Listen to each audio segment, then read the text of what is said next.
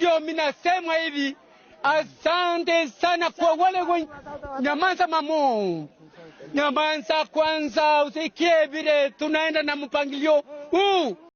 Konene, so saizi I feel like elections ziko close, and since elections ziko close, we are back to that campaign talk. And that campaign talk inakuwaga very precise that if you don't listen carefully, muzabaki umeihata. So wacha tubaki tumego back to, I think this was on Thursday, kile Ruto alisema, yeye alikuwa Malindi, alafu tucheki pia kile alibaki amesema on Friday. Do you that tuko back to election talk, and election talk hapa Kenya, there's one thing that happens. The youth are called children, and apart from the youth being called children, you just need to use some sheng and use something that you know that they use, and you'll grab them. So Ruto anajua kucheza hii game na anajua kuicheza kabisa. Wacha tumsikize on Thursday. Wengine walikuwa wanasema huyu Ruto anasema uongo. Mko hapa leo ama hamko? Hii pia ni uongo. Sijui kama tunaelewana bwana. So mimi nataka niwaeleze, kwa sababu kuna watu hawana maono, hawana mpango, hawana sera, ni vitimbi, ni chuki, ni ukabila, ni ubaguzi. Hiyo ndio trademark yao.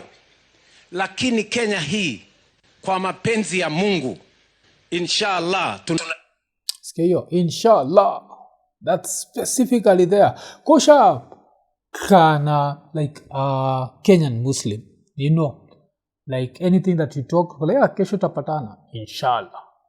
So Ruto knows that these are the things, like if he says this in Malindi, he's going to earn votes. Uta notice even straight after he said that, uta notice wasawali clap. Uta to rewind to kidogo to check. So this guy knows, he's a master of this game. He knows what Kenyans look for. Kenyans don't look for change, they look for these small phrases.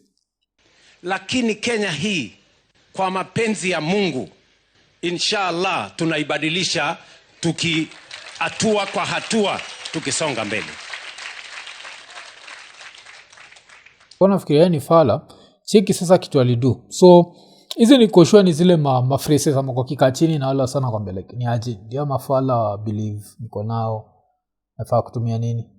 Sema inshallah, watabambika mbaya sana. Hata amini umesema hivyo. Alafu kuna ma-youth man wa Nairobi, unajua wala sawa shembeteng.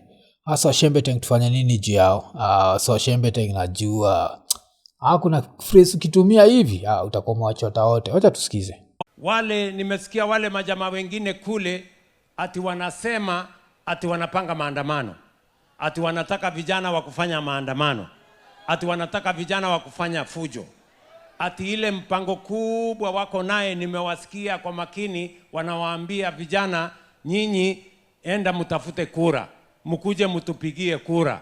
Mimi nataka niwaambie, hata kama hawa vijana watatafuta kura ya kupigia maslahi yao.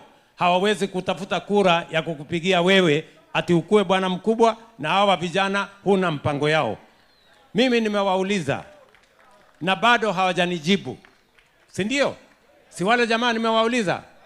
So kwa nashindwa ni story gani? I'd have to rewind. Of course kuna time, ilikuwa ni last week, ile akina Gachagua wali threaten that they'd call the biggest protest.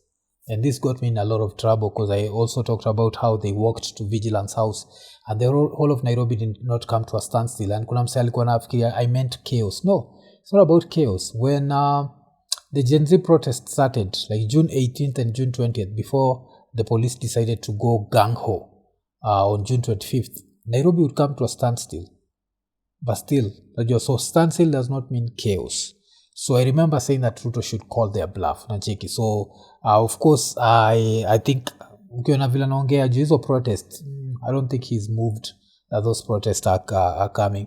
But that's not the reason tunabonga juu hii. The reason tunabonga juu hii ni utasikia sasa, wacha tuatumie ile sheng moja, cause vile nimesema hawa politicians hujuaga.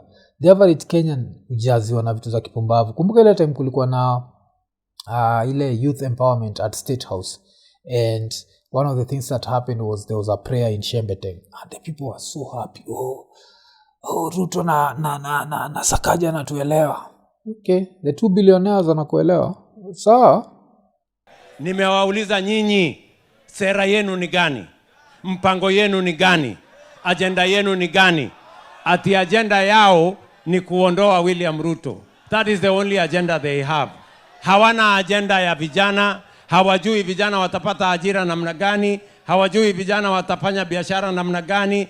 Wale watu tunawaambia msitupepe ufala bwana. Ichikio ya kwanza msitupepe ufala bwana, then akakumbuka sikuambiwa hivyo, I need to correct that. What was I told? Akaisema tena. Wasitubebe ufala. Hamwezi kukwepa kutuambia agenda yenu ni gani. Mecheki. So hizi ma phrases zote he knows, like with this kuna mseni kwa sure iko ghetto pali iko like le budali sema jot start simbebe mfala majami Ruto wa Gambril. I think tu ni wala same mzungu kama wasitwa real okay. So najua vile swanza kujustify vitu, but tukitoka hapo acha tubonge juu ya governor kidogo. Ilikuwa ni Daily Nation kwa nasema an audit has revealed that millions of shillings were quietly routed into a little known Nairobi city bank account almost immediately after it was opened. An account auditors now say had no records explaining its existence or the flow of funds through it. Yes, that's the governor. Lazima iwork. When you say that Nairobi has money, unamwaga zibuda jo Nairobi hakuna do. Nairobi kuna do. I think it's just misused. But wacha tuende ODM kidogo. So ODM kuna vile this past Tuesday Sifuna libaki ameishia Citizen, and I remember like I reacted to that, and of course Sifuna amekuwa very anti broad based government. So in the process, I think yesterday was the day of ODM releasing statements, because they didn't just release one statement. Okay, wacha tucheki. So statement ya kwanza ilikuwa ni statement of the party leader of the Orange Democratic Movement on recent comments by the Secretary General. Ikakuwa following members of the ODM supporters and the public, any fellow members of the ODM supporters and public, I have taken note of the Tuesday 3rd of Feb 2026 interview by our Secretary General, Senator Edwin Sifuna on Citizen TV and the public discourse that has followed. First, as the party leader of ODM, I'm discharged with responsibility to oversight and steer the leadership of the party and its mandate in the national interest and sustainability of our beloved party. In this capacity, I'd like to state that ODM is a democratic movement and accommodate debate and internal discourse. So the main thing ili stand out kwa hii story ni one of the things that Sifuna libonga jiagen ni hakuwa na understand vile Oburu alienda pakiwa like the leader of the party. So they had to address that. So ikakuwa when Senator Sifuna questioned the legality of some national officials on the basis that they were elected by the National Governing Council, he overlooked a fundamental fact. He himself was elected Secretary General by the same organ in Feb 2018 and discharged the functions of that office fully and effectively until Feb 2022, when the National Delegates Convention subsequently endorsed him. One cannot selectively invalidate the very processes that conferred legitimacy upon oneself. Damn, okay. Ikizungu na shindoka ili andikuwa na ule dem. Na ule dem kwa tunabongaji yake ule alinyorosha best yetu fulani. Koja watch the episode. Ile mekoi kwa ni episode 6 what? 608 I think. Koja watch episode, go and watch it. 607, yes. Koja watch go and watch it. So yeah, so this is it. Basi kuna vile wameamua kunini ku bring Sifuna back to, and but still like one of the things that ilinibamba na hii statement was like this statement was meant to najua kuambia Sifuna iko nane. So kulikuwa na hii part tukigo back to kombele kwani in recent months the Secretary General has occasionally struggled to distinguish between his personal opinions and the official party policy as determined by our constitutionally mandated organs. This has understandably created confusion among members and supporters. ODM policy is not shaped by individual preference. It is the product of structured deliberation through properly constituted party organs. So nacheki vile Sifuna one thing like I have to give him credit for. He's been very consistent. Amekuwa anti stories za Ruto from day one. He's never even looked like so kama juzi kuna msa anaitwa nani? Kuna msa ni Koech. Alienda akaclaim that Sifuna was trying to be a CS. and that's why Sifuna is angry. And I think hiyo story ya Sifuna kutry kwa CS, if I'm not wrong, pia Gloria or Ruoba said the same thing. So the next time tukiipata chance ya Sifuna tutamuuliza history ya CS iliendaje. But pia another statement that was released ilikuwa juu ya Okech Salah, because Okech Salah pia amekuwa like akimake a lot of headlines and sometimes embarrassing ODM, because he ends up doing things where he is unajua yuko peke yake, and the fact that he has money like he feels like anaweza do hizi vitu, na akizifanya anazifanya na wase wa ODM kama wamevaa t-shirts. So like one of the rallies that he ended up doing, what happened was wakitoka hapo walikuwa na chant one time na chiki, those are the things that ODM haitaki. So in the process, because ODM of course is trying to negotiate with Ruto, so in the process the ODM walitoa statement ikakuwa ni the Orange Democratic Party wishes to clarify that any activities, statements or engagements undertaken by Mr. Okech Salah are carried out strictly in his personal capacity and do not represent or bind the Orange Democratic Movement in any way. All official ODM activities, programs and engagements are channeled through the party secretariat and undertaken with the approval and guidance of the party leadership headed by Oburu Odinga. Grassroots leaders, members, supporters are therefore advised that no activities should be organized or conducted in the name of ODM without prior consultations and approval of the party leadership and the secretariat. The party remains committed to order, discipline and structured engagement in pursuit of its objectives. So I think this is ile kitu, because mse mwenyewe of course Okech Salah, one thing that's happening with him is the fact that he is pro-Ruto. So yes, he's pro-Ruto. So that there is that. So him, hata ukicheki video zake anabonga juu ya 10 bila breaks, bayani bila break, but shida ni as he does that, he still ends up like embarrassing them, because hizo crowds waga interesting, because you'll call a crowd, if not enough of them are paid, at the end of the day they'll talk ish. You might even find their Ruto supporters, you can never know, but if they are not paid watabonga mbaya. So yeye mwenyewe pia kulikuwa na story fulani ya universities. So albaki ameandika, following some misunderstandings within the comrades leadership, I've decided to take the initiative to visit UON, KU, TUK, JKUAT, Machakos and Multimedia University personally so that we can talk, align and move forward together as one family. See you on Monday inshallah. Kumbuka hiyo nikikwambia kile Ruto anatumia. Ruto anajua akitumia hiyo inshallah vitu zinaenda vile zinafaa kwenda. But sasa wacha tusikize huo Okech Salah, because this guy I guess is the new Sonko. Because why is it the new Sonko? A lot of wealth. Where did the wealth come from? I don't know. Kushoka na msatano, it's the family wealth.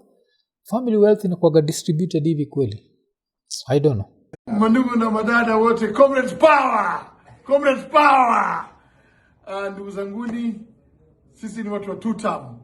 Hapa jaribika jambo, niliona like kwamba your leaders mlikuwa mwelewani nao na kulikuwa na mvutano kati yenu, na nimeona haya kaleta kidogo mvurugano na leaders wenu kati ya comrades. Sasa nimeamua, kwa sababu mlikataa niwakabidhi mzigo zenu, nimeamua ya kwamba nakuja kutembelea university individually. Nitakuwa Nairobi University, nitakuwa JKUAT. As a university is one thing you have to know, that if he's going there, it's just going to distribute a lot of money. So your handouts, asogana the politics of handouts. So you can try and imagine how much money someone must have, or the family must have, for you to be able to just dish out money. Nitakuwa TUK, nitakuwa KU. Nitakuja individual universities wiki jayo, na nitawamalizana na nyinyi on Monday. Nitakuwa na nyinyi na nitakuwa nimemalizana na nyinyi wote. So nitakuja niwatembele hapo, nionane na leaders wenu wenye mnataka nimalizane na nyinyi. Meanwhile, comrades power, 10 bila break. Na check your story ya 10 bila break. So and yes, this is as a result of all that, like inaitwa nini hiyo, wasi kuchant Ruto must go and one term after something that he himself organized. So he felt like he needs to do this. But yeah, I don't know where the wealth comes from, but does it actually matter? Because hapa Kenya pia another thing ile tunajuaga na waseni, people don't care vile wealth ilipatikana, as long as the wealth is there and we get our handouts, we actually don't care. Nacheki. So wacha to check like some of the footage ya ile event alikuwa ameorganize. Ndio event ilibaki imemkaa like imefanya he had to release the statement because hapa baadaye mambo iliharibika. Wengine wameacha exams wamekula. Ndio tumemtupea maji kwa asubuhi hakuna lunch. Tunasema ni babu bila babu ni tabu. Mtupe fair ama tunalala. Tunapewa tu maji. Sasa tunasema sisi kama comrades hatuwezi kuliwa vibaya. Saa hii ni jioni. Tulikuwa asubuhi. Na tuna njaa. Sasa hatuna fair. Tunapea kurudi nyumbani. Nataka tulale wapi wewe? So nacheki, it's just the politics of handouts. And don't forget, kumbuka tukisema vile the Gen Zs itakuwa different. And it's the same bullshit. I don't think anything is going to change. Hii politics ya handout itaendelea. And as long as this politics of handouts is there, I don't think anything is going to change. But let's wait and see if maybe we'll be surprised and something changes. Konene, najua mwaka ni mpya lakini injili ni ile ile lemfi. So kama uko US, uko UK, uko Canada ama uko the UAE na unatry kutuma do Kenya, baki umechangamka, ingia lemfi, utabaki umepata the most competitive rates. Lakini apart from that, on your first transaction ya $100 or more, utapata $20 sign up reward. So unangoja nini? Baki umechangamka, chap ingia lemfi, international payments for everyone. Ekonene. But kitoka hapo, another thing that has been on the rise hapa Kenya imekuwa ni insecurity, and especially the images that have been coming from Coast Province. Because some really scary images. Majuzi kulikuwa na mse ule ilikuwa ni Wochi bila alienda akaanza kukatwa. So there was that one. Hapo kuna moja ile nilicheki ilikuwa weird because mse alikuwa na run like shop. So it's a shop and iko na hizo mlango halfway. Alafu ni Kenyan anaiachaga open. So mafala alikama katrai kufungia, of course wakawaki wameingia ndani. Alafu alianza tu kumkatakata. And it was horrific to watch. So one thing that happened on Friday, ni DCI walienda pa wakirelease statement. Ilikuwa ni robbery with violence, burglary suspects arrested in Vipingo. Kwa hiki tumekuwa serious sana Coast jo. Kwa Mombasa tuambie kunaendaje huko kuna kaa damn. Kwa ni 6 suspects linked to a violent robbery and burglary incident committed on Jan 28th in Mtwapa have been flushed out of their hideout and arrested by detectives from Kilifi sub-county. Acting on solid intelligence, the officers moved swiftly to a hideout in Vipingo where the suspects were believed to have gone underground after their criminal escapades. The operation led to the arrest of Mustafa Majeza Juma, Bablin Kitsau Kazungu, and Abdul Mwatondo Matano. A meticulous search of the residence led to the recovery of 6 mobile phones, 8 national identity cards belonging to different individuals, 2 Somali swords, 2 pangas, and a cash bail receipt in Mustafa Majeza Juma's name. The receipts relate to an attempted robbery with violence case for which the suspect had an active warrant of arrest. Under interrogation, the trio led detectives to additional accomplices. This trail saw the arrest of Swale Mwarauka, Mohamed Juma, and Hamisi Rama at another residence. Then ikaendelea, a search of the second hideout uncovered 18 large rolls of cannabis sativa, a weighing scale, and 7,000 shillings in cash, believed to be proceeds of crime. Damn, any 7,000 shillings believed to be proceeds of crime. Okay. Then Kendelea, all 6 suspects were escorted to Mtwapa police station for processing and later arraigned. Detectives were granted 14-day custodial orders to wrap up. So cost imekuwa serious kabisa. Then kuna hizi raya 3, check hizo panga jo. Check hizo panga. But hizi raya nazicheki hapa na unazikiwa na dready. I don't know if the other footage that I saw watu walikuwa na dready. But check hizo panga zimerust. Of course kupatikana weapons kaa hizi. Alafu kuna nini ipo ya kirasta. I don't know. Kale ka 7,000 kamewekwa. Kama karawa Kenya wameka 17k chini. Did they actually find 17,000 shillings? will always be the question. And then of course the other question is, are these the right suspects? But what I know is something needs to be done about Mombasa. Mombasa is becoming so dangerous. Like every time you can any footage coming from that place, it's scary, man. And yeah, I think kuna msema juzi alikuwa ameweka footage of life in Mombasa versus life in Nairobi. After meka, this is what you can rent in Mombasa at this price. But I feel like Nairobi is much safer. I don't know. Maybe nizile neighborhoods niko.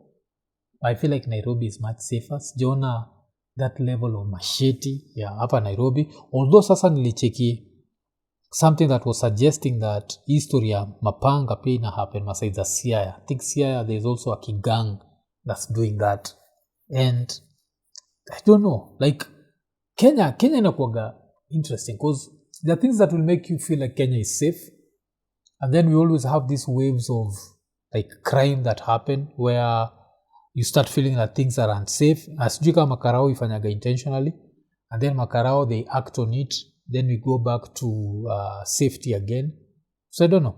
Yeah, but yes, Mombasa has been on the forefront if you come to this year, but still I remember Nini walidu a whole piece on this and crime in Kenya. Ilikuwa ni Citizen walidu that piece. Wacha tupaki tumesikia because apart from Mombasa kuna other areas. Staying with security matters, some disturbing news on rising insecurity in the country. Residents of Mombasa, Kilifi, Siaya and Baringo counties are living in fear following recent rampant cases of attacks by criminal gangs, leaving one person dead and scores nursing serious injuries. In Bondo, Siaya County, more than 3 people are nursing injuries after a gang armed with an AK-47 and machete terrorized residents of Ajigo and Bondo town early this week. I think kuna hiyo footage niliona where there was kulikuwa nini ya Pepsi, alafu kuna msana gun, alafu niko nafikiria Pepsi hizi kwa Kenya, but nikisikia Kiswahili yenyewe kuna sound kama Kenyan. So Ajigo and Bondo town early this week. The group, which remains at large, made away with items worth thousands.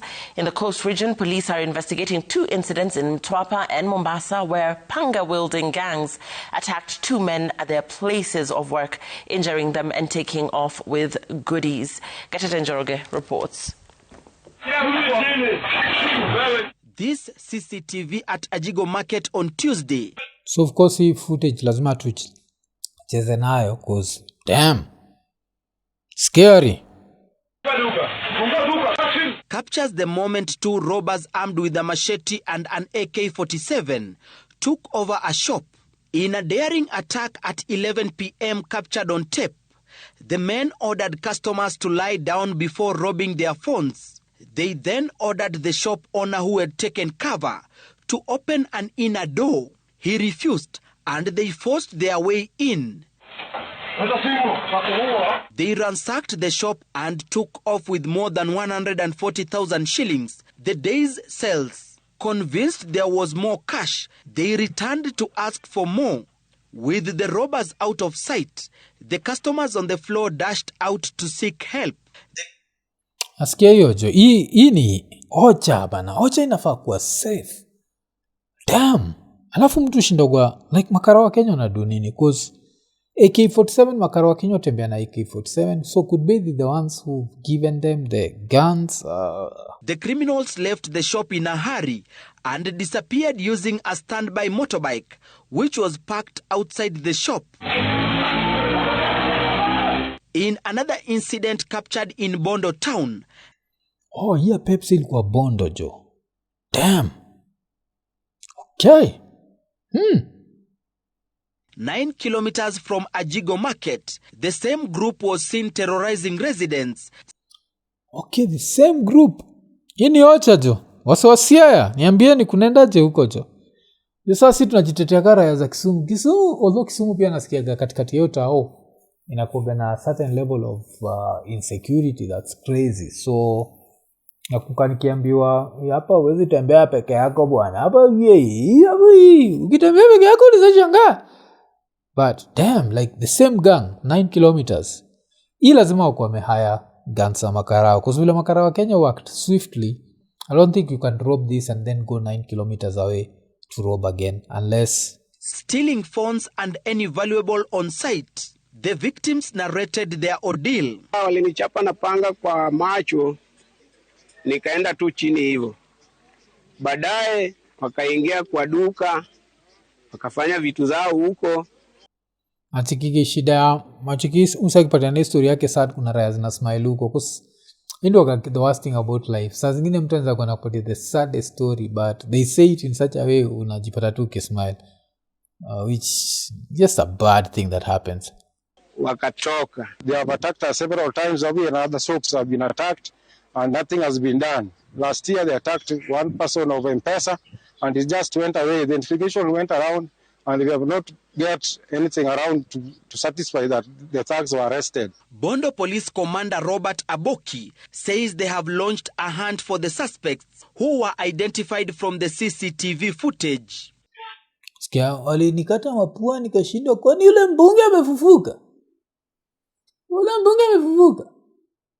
Okay.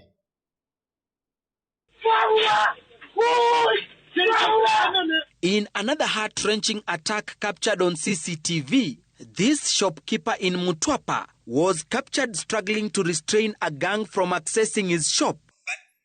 Msendo niko na bongaji yake and nilishindwa. I don't know if he was in shock but ukiwatch the original footage, of course hapa lazima tusensor hiyo footage. Ukiwatch the original footage unacheki kuna vile mafalo anatry kuwafungia, wanaingia ndani, wanabaki wamemnini, alafu wanatoka nje, wanarudi tena ndani, mpaka nashindwa kwani alikuwa anatoka nje. So I don't know if he was in shock.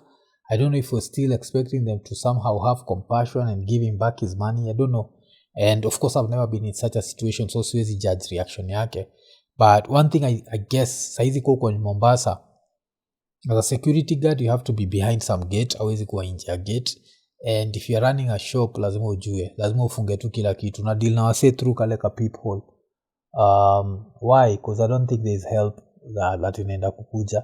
I think kama fala wataacha hii insecurity iendelee and then maybe during time wana feel kama it's election time ama close watabaki wameihandle. I don't know. By locking the outside door, he was overpowered and ran inside the shop, only for the machete-wielding gang to follow. Within seconds, the gang of 5 descended on him with machetes.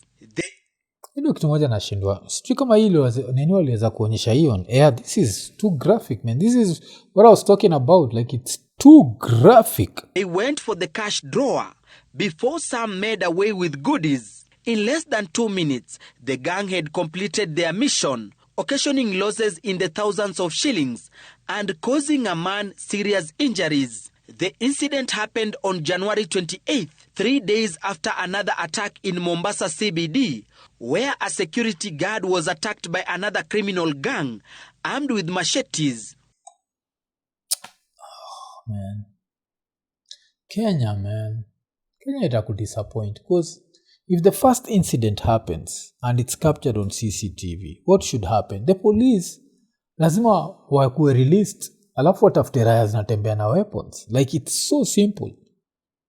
But we have to complicate situations and make things like basic things zinakanika ziko impossible. Na hizi the same dudes who like makarao, that is, wakipata msame snatch simu na nakimbia watamwangusha na risasi. Hizi raya za robbery with violence zinatembea tu, like ziko everywhere. Na inafanyaga mtu mpaka anakuwa very hyper. Najua, I don't know kama inakuwa ni hyper alert. Kama by the time na shoot hii video, like a few hours before, kunatembea like one of my nephews alikuwa mgonjwa. So kunatembea kuzi area na kuwaga kuna a lot of hospitals and they are all within walking distance. So tunatembea, alafu wa boda wakaanza kukuja. And I remember the first thing nilimwambia ni utakuwa rada na simu yako. And then nikaanza kufikiria it's around, because ilikuwa straight after live ya iko nini, like maybe 1 hour later, like they're like shit, hata ikuwe nini, we'll just give them the phones. Najua we can't do anything about it, but that's how much insecurity I think imeanza kuwa all over Kenya. And I don't know if they're not fighting it because maybe they want to wait for elections, or they think the thieves are their voters. Actually don't understand. Coast Regional Commander Ali Nuno has confirmed the arrest of 2 people in relation to the Mombasa attack and 3 in connection to the Mutwapa shop attack. Nuno says they have recovered blood-stained machetes from suspects, among other items. In Kabarnet town in Baringo County, 1 person was killed on Thursday night after he was attacked by a gang behind heightened insecurity in the area of Late. It's so unfortunate. Katikati ya town mtu anawawa na hakuna mtu anajua ni nani alimuua. Mimi naweza ambia maafisa wa polisi ya kuwa they should be very much vigilant. The attacks come against a backdrop of concerns raised over rise of criminal gangs in the country. Skiajo. So I think we just live in a gang town. If it's not the politicians being gangs and stealing taxpayers' money, it's now najua hizi mafala zinaenda huku round. But ya Mombasa na ni scary sana. Kuzia Mombasa vile zinatembea na hizo mapanga. Alafu fikiria pia juu ya Siaya natembea na panga na gun.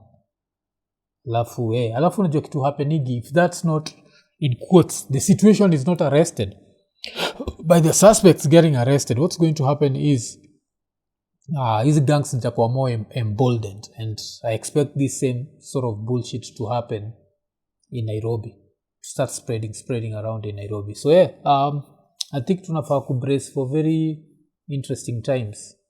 And I don't know, man.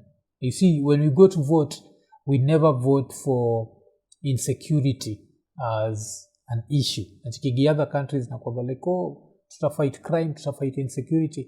Si atunaga you, it's never on the table. So I don't know what's happening. I don't know why this government has decided, we're just going to let gangs do whatever they want to do. Because we are Mutwapa. The fact that it will happen, ingine can happen just a few whatever away, ukiangalia ya Siaya, it means the government is looking away. Why are they looking away? I don't know, man. And but sisi ndo tunaambiwa kuwa tunaenda Russia tukiwe mawochi. I don't know. Good morning. Eko nene.